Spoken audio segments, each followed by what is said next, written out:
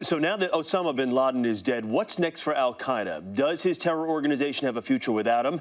And who now becomes America's most wanted terrorist? Here now to answer those questions is CBS News national security analyst Juan Zarate. Juan, good morning. Good morning, Chris. So how critical is bin Laden's death to breaking up the structure of al-Qaeda? Well, you can't imagine the end of al-Qaeda without the death of bin Laden. He was the symbolic and strategic head and core of the movement, its founder.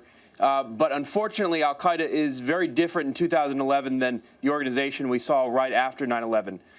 It's metastasized. There are regional groups in Yemen, North Africa, other leaders who can step into the breach. And so, unfortunately, this will not end or fracture al-Qaeda, but it's certainly an important move. Let's talk about a likely successor right now. Bin Laden was number one. He's dead. He's now out. Who now moves up to that number one most wanted category right now?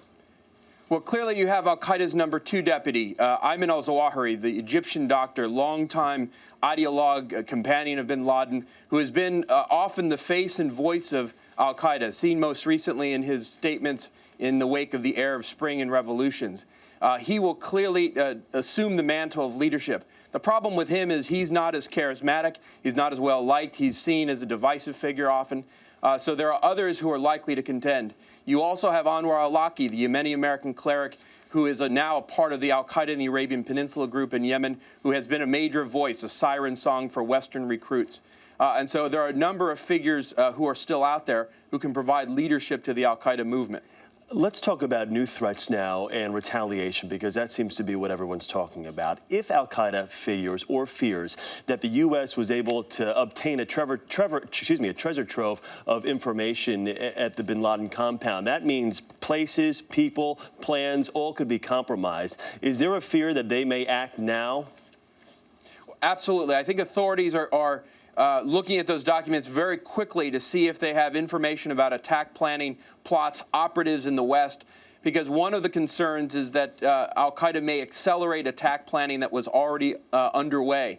In addition, authorities are worried about lone wolves acting on their own, inspired by bin Laden, seeking retribution for his death.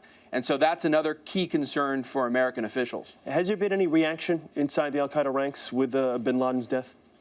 Well, you're starting to see the jihadi websites heat up with a lot of rhetoric. People eulogizing bin Laden, speaking about the al-Qaeda movement is not dying with his death, and certainly people talking about taking on the cause.